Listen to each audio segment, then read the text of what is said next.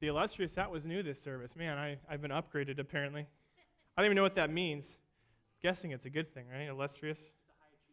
Well, there you go. I'm trying to achieve in life. I don't know what it is about this service.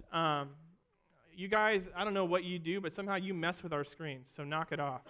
It's 2 weeks in a row, like we've had screen issues, and it's in this service. So whichever one of you is like got the voodoo doll for the screen and, whatever, we get it, okay? You've had your fun. Let's just hope this thing works. But in case it doesn't, I want to just point something out to you. You all have a smartphone, right? We're 21st century. You've heard of a smartphone. There's these things called apps on a smartphone, and there's an app in particular I want to talk about just for a second, which is our Creekside Church app. How many of you guys have that app on your phone? Well, just so you know, if you're sitting towards the back, this is the one week where it doesn't benefit you because the screens are kind of small. So if you want to pull out our Creekside Church app, and if you don't have the app and you want to get it, you can go on to whatever app store of the device that you have, and there's also on the learning notes, there's a link on how to get to that as well. But if you pull up the app, this is the most exciting thing you're going to see today, so I'm pulling this up, just so you know. On the home screen, there's, right at the top, you'll see 6/10/2017, so we're a year behind, that's cool. But there's the message for today, last year. I prepared this last year, I'm presenting it today. Just kidding, it just is the wrong date. But if you can follow along, everything that's going to be on this screen, or may be on this screen if it's there, is on the app under Sermon Notes. And so you can just track right along here. And that way, boom, it's right there in front of you. If you're in the back, it's big, depending on your screen font. But it's all right there, so you can track along here as well. So just wanted you to know that's free. It's available to you, just in case screens go bonkers. But there's also other stuff you can engage with. There's other sermons. There's a Bible reading plan, information on how to join groups. Lots of good stuff on the app. So I would encourage you to get that. I'm just going to assume if you have your phone out, that's what you're doing, and you're not on Facebook, because you are all honorable people. All right. Have you ever had a job you weren't qualified for? Maybe you're in that job right now. Some days I feel like I'm doing a job I'm not qualified for. And in life, it seems like whenever you're looking for a job, there's one or two things happen. You go through the interview process, and you either find out, A, you're either too qualified, you're overqualified, or you're not qualified enough, right? You're either one or the other. Like, we can't give you this job, you're too good for this job. Well, I'm here because I need a job. Right? You're either too good for the job or you're not good enough for the job. There's never just qualified enough for a job. Right? I wish there was just qualified enough. It seems like it's always one or the other. And I had one dream really in high school. And my dream was this. I wanted to move to Seattle, and I wanted to become an engineer. And as you can tell, I've lived part of that dream out. I'm in Seattle, made it. The other part died, because there's no way I'm becoming an engineer. And the dream of becoming an engineer died for me beginning of my senior year in high school in a class called Calculus 2. And I know what you're thinking. There are multiple levels of calculus, sort of like the multiple levels of purgatory in Dante's Inferno. It's go deeper, it just gets worse and worse and worse. I had taken Calculus 1 the spring before my senior year, and I passed. Barely. I passed with a C-, and I was so excited. I couldn't have done any worse, or I wouldn't have gotten the credit for it. But I passed, and you know what? It didn't matter. I got the credit, and I was so excited. And I went into summer, I'm living out this dream. This is what God's called me to. It's all coming together, and forgot everything I learned in Calculus 1. And so fall hits, and I get into Calculus 2, and I quickly realize that there's no review of Calculus 1. They just sort of expect you to remember everything you learned in Calculus 1. They just pick up and go. And I realized really quick, no go. This is not working. It's not happening for me. And I would spend hours, and it seemed maybe because I was thinking back on it as high school, it felt like a long time, hours upon hours every week just trying to figure out the homework. I had multiple times where I sat down with my teacher, and she had a very thick accent, and she spoke math. So, it was just a really hard thing because I didn't understand what she was saying, but how she was saying it was even harder to understand. And so over the course of a few months, just plugging along, trying to figure this out, and just, that the reality hits of Mark, it's not going to happen. This isn't for you. And so my dream died. And just recognizing, God apparently has something else for me because math and engineering is not going to be for me. And it was funny because it was about that time we were learning about finding the volume of a cylinder. And I don't know if you ever cared to find out how much you can fit in a cylinder. I don't. And I was recognizing, I don't care. I really don't care about this anyway. So this is, you know what, it's okay. Lord, I'm good. Let's figure out what you've called me to. But as hard as that job description, that I wasn't qualified. You're right. I mean, this is to be an engineer, to math. I just wasn't qualified. And as much as I wasn't qualified for that, it just blows my mind to think about Jesus' job description. To rescue humanity from sin. To rescue us from sin and brokenness. Like, I just can't even fathom the job description that Jesus, and I could never, right? I could never have the job description. Just as I could never solve a math equation. Just as we cannot save ourselves, right? Here's our big idea. Jesus is perfectly qualified to rescue us. So as unable as we are to save ourselves and to solve things like math, Jesus is perfectly qualified to rescue us. And that's what we're going to look at today, is how is he qualified to rescue us. So if you want to get out your Bibles, we're going to be in Hebrews chapter 4. And I just want you to know up front, if you're here today, and maybe you're here today because you recognize you can't save yourself, or maybe you recognize that this is a step in trying to figure this thing out on your own, there's going to be an opportunity for you to respond to the rescuing work that Jesus has already accomplished on your behalf later on. So I just want you to know, hang in there, we're getting there. But Hebrews chapter 4, and if you don't have a Bible, you can pull out one of our chair Bibles, and it will be on page 839. And feel free, if you don't have a Bible of your own or in a translation you understand, take that one home as our gift to you. We love giving away Bibles. It's just a privilege. You can also follow along, as I said, in the app or on your sermon notes, or, as long as this guy is working, on the screens as well, these tiny screens up front. So let's start reading here in Hebrews chapter 4, verse 14. It says, "Therefore, since we have a great high priest who has ascended into heaven, who is that? Is Jesus, the Son of God, let us hold firmly to the faith we profess. For we don't have a high priest who is unable to empathize with our weakness, but we have one who has been tempted in every way just as we are, yet he did not sin. So then let us approach God's throne of grace with confidence, so that we may receive mercy and find grace to help us in our time of need." Let's stop there. And I know as a pastor, you would expect me to say this, but this is one of my favorite passages. And you think, well, isn't the whole Bible your favorite passage? Just like you have, all your kids are your favorite type thing. Well, this truly is one of my favorite passages, and it's just such a beautiful picture of who Jesus is and why Jesus is. And so the first word in there is kind of important, because the first word that we come across is the word therefore. And a few weeks ago, Pastor Jason said we're supposed to do something when we see the word therefore. What is it? What's it there for? You guys were so much quicker than the last service. Good job. You're more awake maybe. Why is it there? What's it there for? And as we look kind of over the course of Hebrews 1 and up until this point, what we're going to see is that this is really a hinge verse for the entire book of Hebrews. All the way up to this point, the author, the writer of Hebrews, is sort of building the resume of Jesus, is sort of building on the authority of who Jesus is, and how Jesus is greater than things like we talked about, how Jesus is greater than angels, right? Our faith is in Jesus, not his servants. We've looked at how Jesus is greater than sin. His mission is to rescue people from sin. We looked at how Jesus is greater than Moses. We are called to be faithful servants. And if you missed any of those, I would tell you, go back on the app or some other time and go and check those out. It's been a really good series. But he's sort of building this resume. He's building out how Jesus has authority over everything. And it's all to verse 14 where he kind of drops this truth bomb on us. That Jesus is our great high priest. Everything has been leading up to this point of Jesus is our great high priest. And you think, wow, that's really a truth bomb, Mark. That sounds really exciting, and that means so much for my life. And you're like, well, what does it mean? What does it mean that Jesus is my high priest? Maybe you've never met a priest. I met someone last service who's met a priest, but maybe you haven't. And the high priest, that kind of phased out a couple thousand years ago, so I know we haven't met a high priest. What does this mean for our lives today? How does this work? What does it mean that Jesus is our great high priest?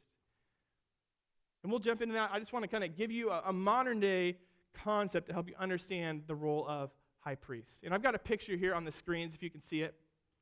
Does anybody know what that is? Didn't sound very convincing. Try it again. What is that?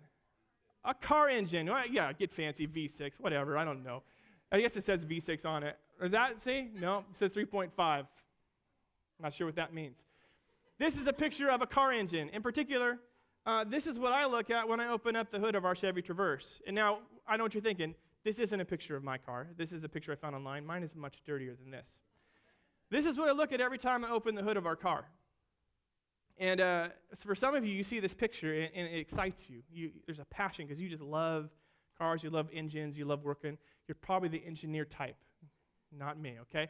Probably some of you that are like, man, that's awesome. I know exactly how that thing works. Awesome. But the rest of you in this room, this strikes the fear of God in you. Because you have no idea. No idea. Yeah, I had to jumpstart my ghetto car with this one, and I could not find the battery. There's no battery actually in this part of the car. I had to look online. It's in the middle of the car, which is weird, under the floor. Wasn't my idea, okay? So yeah, I mean, most of us, we look at this and say, I have no idea how this works. And as long as your car, drives, it gets you where you need to go, life's good. Things are great. We're happy. But then it starts making funny noises, right? Or a light comes on and you just you put a sticky note over it and you're like, I don't see that. Maybe it starts to have smoke come out of it, or maybe it just doesn't start at all and you realize, okay, there's a problem. There's something broken between me and my car. There's something out of alignment. There's something that is needing to be repaired or restored. And on your own, I mean, YouTube is great, but you just recognize, I can't do this. There's no way I can fix this. There's no way I can repair what's broken. But thankfully, there are people that are uniquely qualified to repair what is broken in your car, right? The mechanic. And I had mechanics in service last service. You're not, don't qualify, as a mechanic, you're not a high priest, okay? I'm not making that association. It's just an example. But someone who's uniquely qualified, in fact, they even have special clothes that they wear, right, when they're mechanics. But they're uniquely qualified to fix what is broken in your car. What you are unable to do for yourself, they step in and are able to restore what is broken, to renew what has been lost, so that you and your car are back in right relationship. You hit the gas, you turn on the engine, and it does the things it's supposed to do. And that's what the high priest was.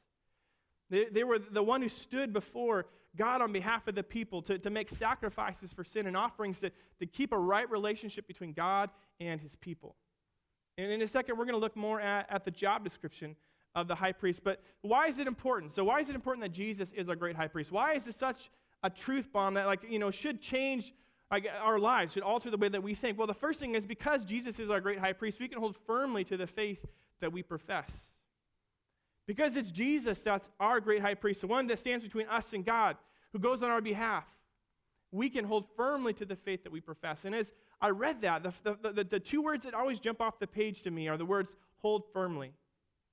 Because you think about holding firmly to something, typically that happens when you're in a really hard situation, right? Like you're on a roller coaster, you're like, holding firmly, like you're leaving, grip marks on the bars. There's something that's intense. When life is crazy, that's when we hold firmly to something. And I was thinking of my kids, my daughter. I see my daughter's in service. That's cool. She's 4. She just turned 4. She's a bit of a risk taker. My kids are very different. My 6-year-old son is not. Makes our home really fun. But she likes to do this thing where she'll have me pick her up and I'll throw her in the air. And then and just this look of joy on her face, and that's her name is Joy. But as soon as I catch her, the first word out of her mouth is again, Daddy. Again. Higher, again. And so she loves it. Loves when I throw her in the air, and I catch her every time, so don't worry. But my son, my older son will see this, and he's like, man, he wants to get in on the fun too. He's like, Dad, throw me. And so I'll pick him up and get ready to throw him, and I get right about here. And he grips onto me for dear life. And he's like, I don't want to do that. And he wants to, but he's afraid. He's fearful, and so he hangs on to me. Right? He holds tightly, and that's kind of that picture of when life is crazy, we hold firmly. And what the writer here is saying is when life gets crazy, because it is, when things are tough, that we can hold firmly to Jesus. We can hold firmly to Jesus. And there's all sorts of things in life that vie for our attention, that vie for our loyalty. But Jesus, he's saying, listen, you can hold firmly to Jesus. He's your great high priest. He's the one that stands before God on your behalf, and you can hold firmly onto him no matter what you face. You can hold firmly to him.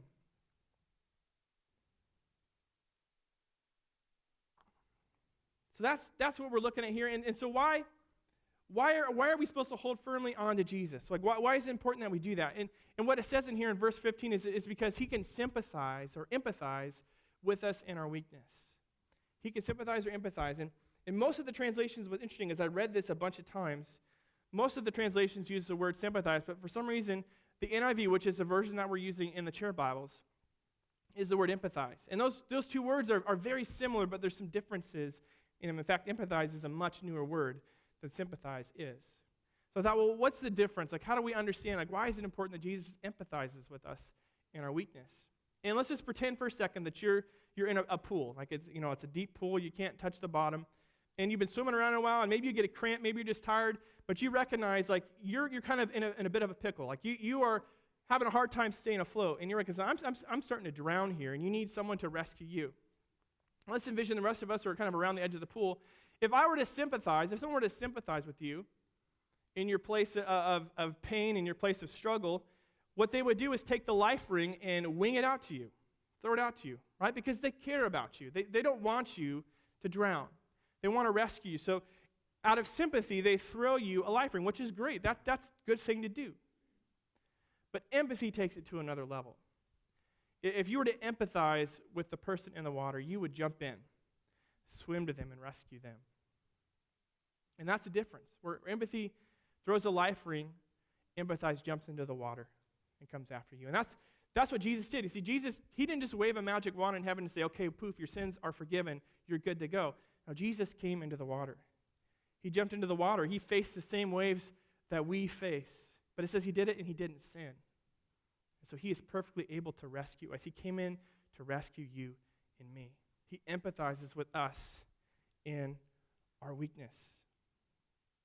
So because that, the second thing is this, we can approach his throne of grace with confidence. First, we can hold firmly to the faith we profess, and because he's a great high priest, we can approach his throne of grace with confidence. And what are the type of people that have a throne, all right? It's a king.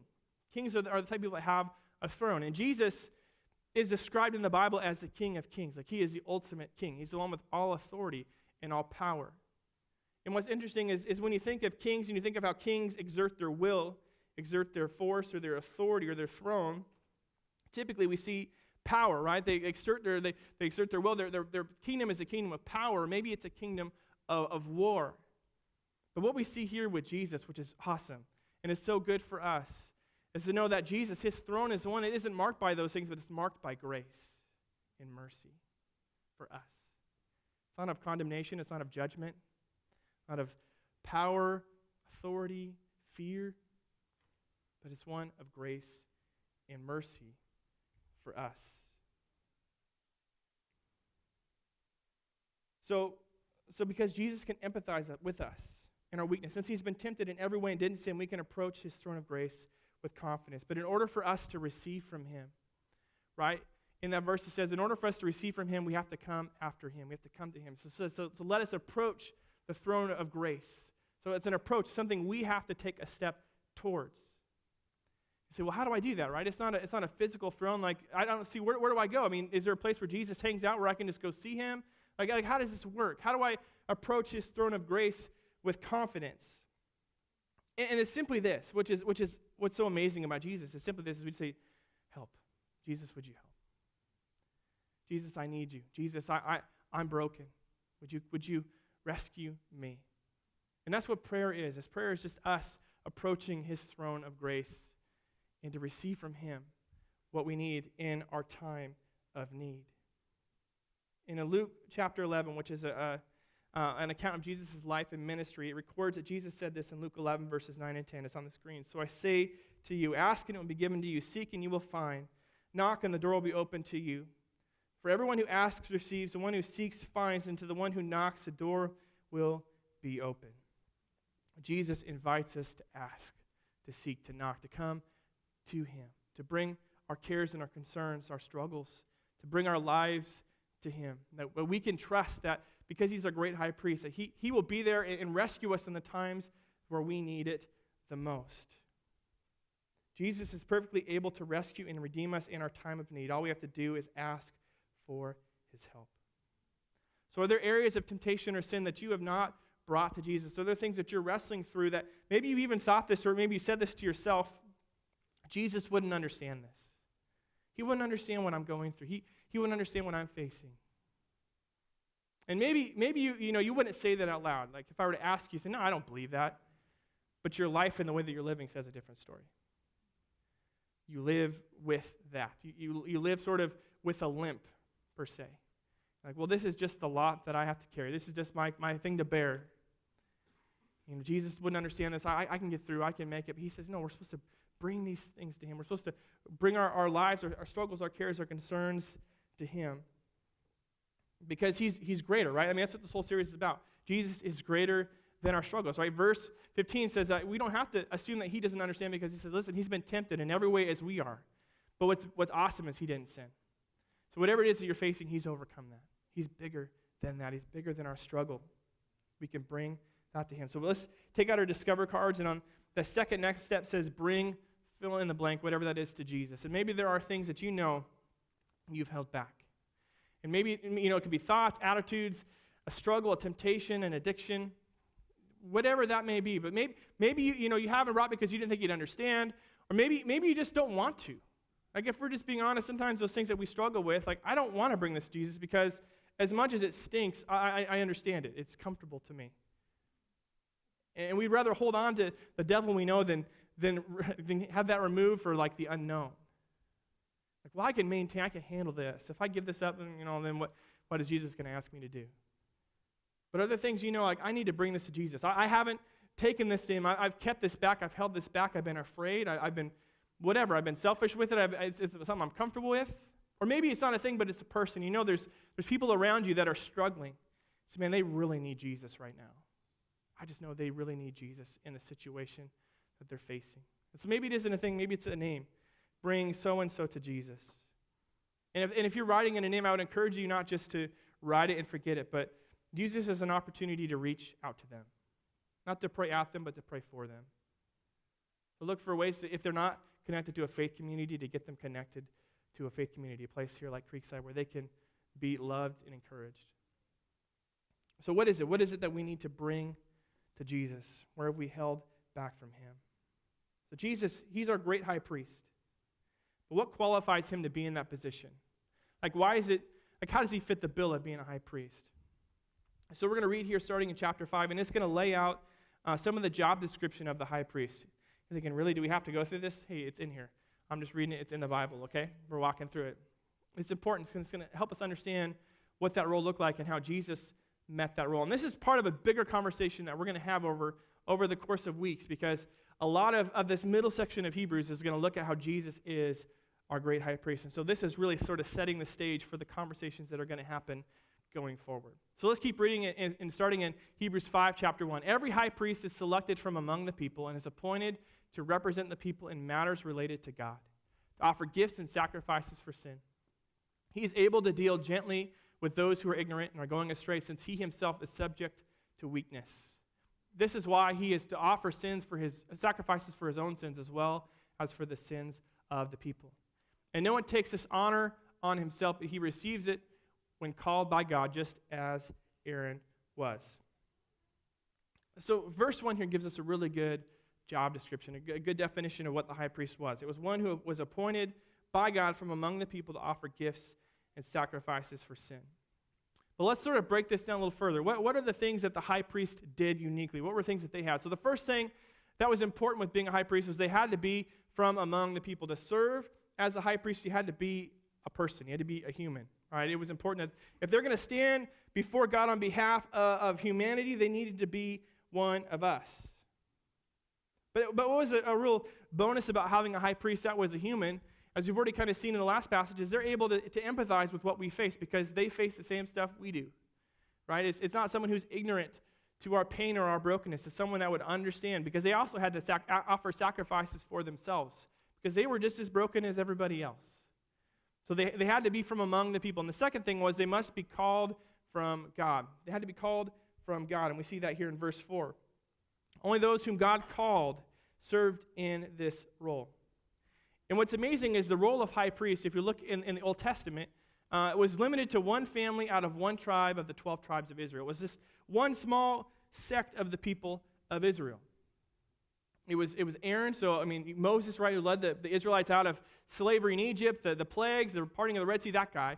His brother Aaron was the first high priest, and it was his family from the tribe of Levi that was set apart by God, that was called by God to serve as the high priest.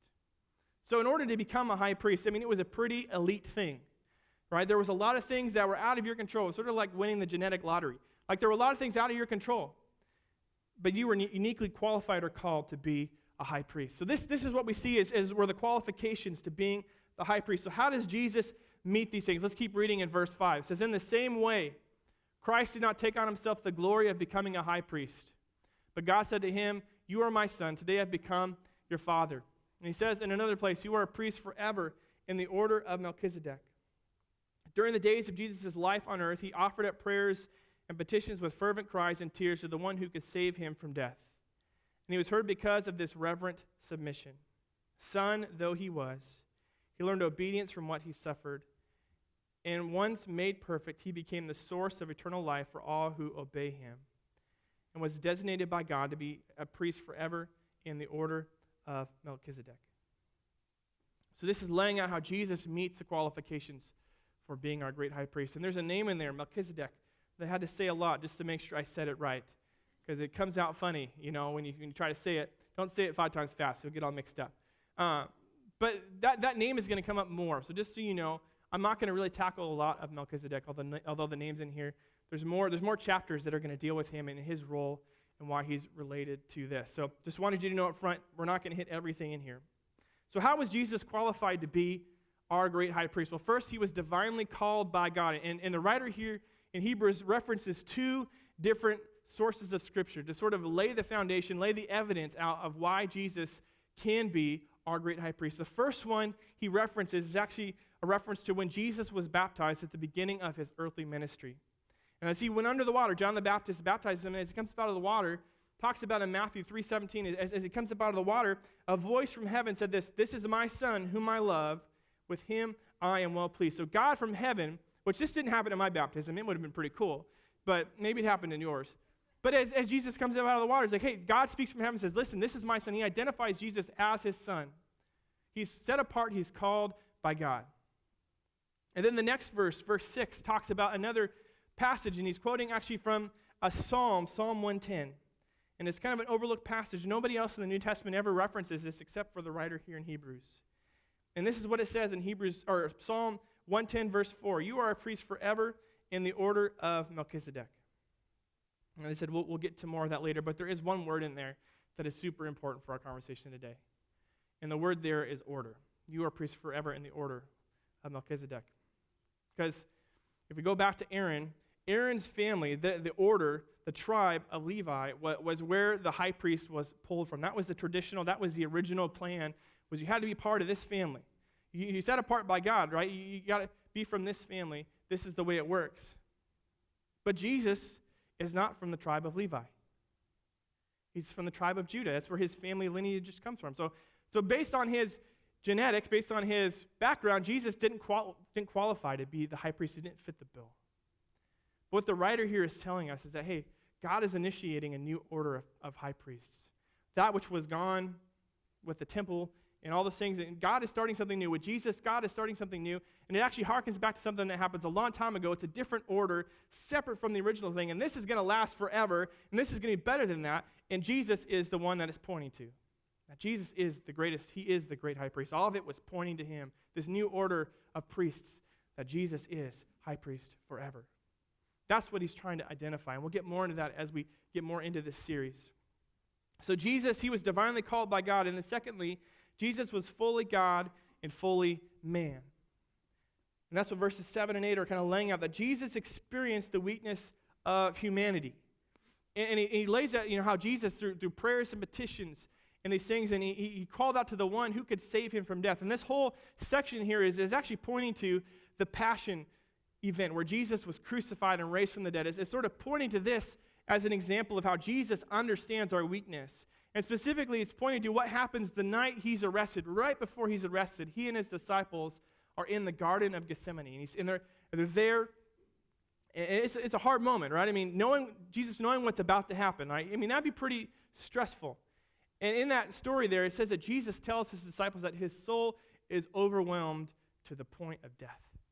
Like he's just that overwhelmed. And there's just that much stress and anxiety in knowing what's about to happen and what he's about to take on. And so he says this to his disciples, and then he goes alone and he prays. And in Mark chapter 14, it says this, that Jesus prayed this, Abba, Father, everything is possible for you. Take this cup from me, yet not what I will, but what you will. Jesus, knowing what's about to come, knowing the cup that he has to drink, which is the cup of God's wrath and judgment and anger towards sin, our sin, that Jesus was going to have to drink and take on himself in our place, saying, hey, God, if there's any other way, I know this is what we talked about, but man, if there's any other route we could go, I'm all ears.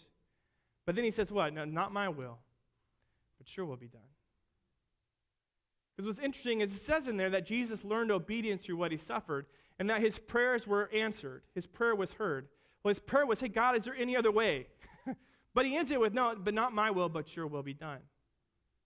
Because Jesus still had to die. Like, that's what everything's based on the fact that Jesus died and rose again. So God answered his prayer, but Jesus still had to die. But he learned obedience through what he suffered. He took on and understands our weakness because he faced it.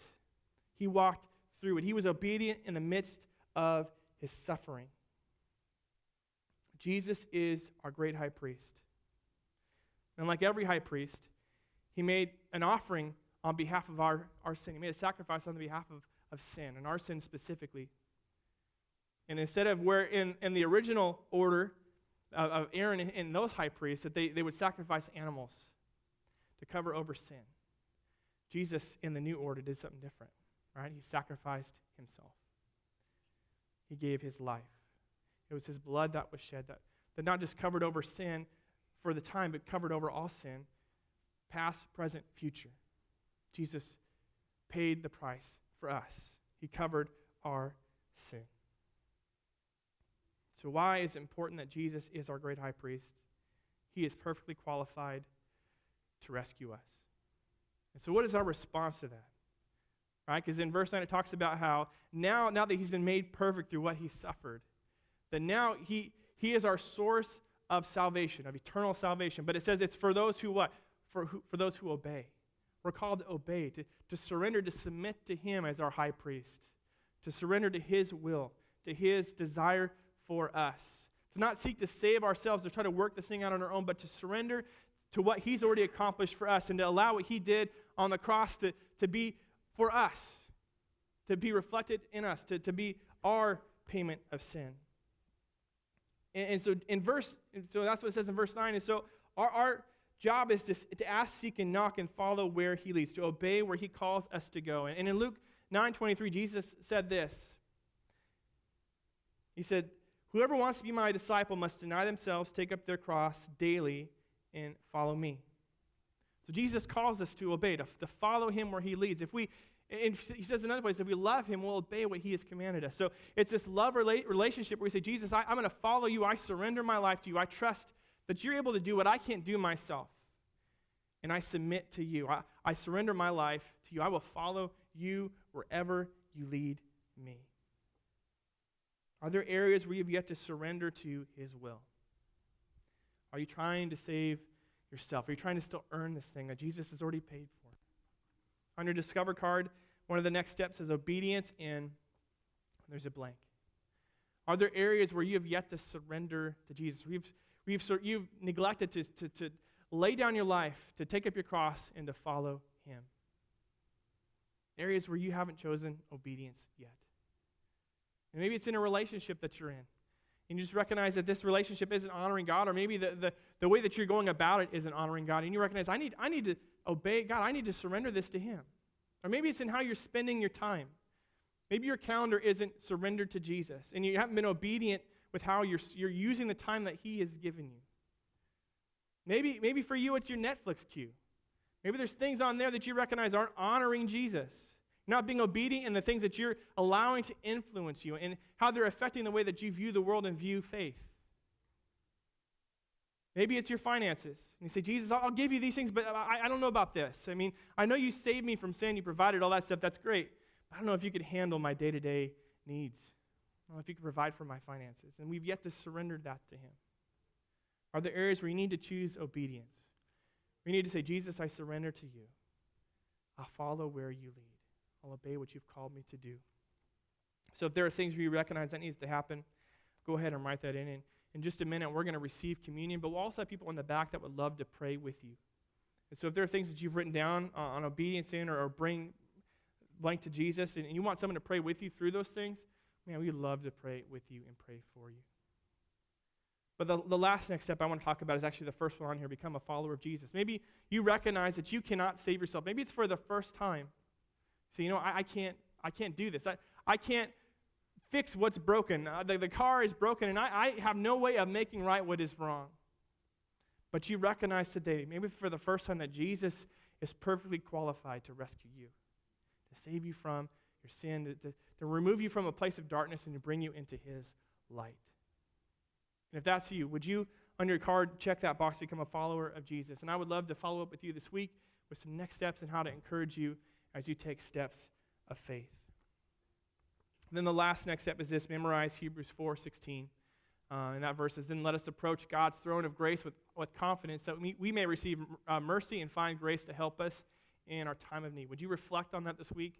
Would you put it into practice this week as you face things or as things come up in your heart and you say, man, I'm wrestling with this? Bring it to Jesus. Say, Jesus, help. Jesus, would you help me? Would you memorize that if you would? Would you check that box? Let's pray. Jesus, I thank you that you are our great high priest. And I just pray today, Lord, as we've talked about this, and I know sometimes looking at job descriptions and stuff, I mean, that stuff can be a bit dry, but Lord, it helps us to understand how you are uniquely qualified to rescue us. It's not a coincidence, Jesus, that you came, but you humbled yourself. You didn't consider equality with God as something to be clinging to, but you surrendered your life, humbled yourself, jumped into the water to rescue us. And because of what you've done on our behalf, your death and your resurrection, that we can have life. We can have restored relationship with you. That which is broken can be restored. That which is lost can be found. So God, I pray today for those that maybe for the first time or the 100th time recognize, Jesus, that they need to surrender their lives to you. They have not been following you. They've not been obeying you. But God, you call us to obedience. That's where we find salvation, is when we choose to follow. We surrender our lives to you. We put our faith and our trust in you. So God, for those today, as they say, Jesus, I surrender my life to you, would you fill them with your love? Holy Spirit, would you just initiate a change of heart in them, that the heart of stone, the heart that is against you be removed, and you'd give them a heart of flesh, Lord, a heart that desires you, desires to follow you. And God, if there are things that we have yet to bring to you for whatever reason, I pray, God, today, will we just say, Jesus, help. Will we live open-handed with you, Lord, and not keep things from you, no matter how difficult or how small they may be, that will we trust you. But Lord, also, would we obey? God, if there are areas where we have been lazy, if there are areas where we have held back, if there are areas, God, where I would rather choose comfort over choosing your will, God, I just pray today, would you help us to knock it off? Would you just pinpoint those things in our heart? God, that we need to surrender. We need to ask for your forgiveness in not following you in. Because God, we want to be on the mission with you. You know that's what you've called us to. So God, I just thank you that you are our rescuer today and forever. In Jesus' name, amen.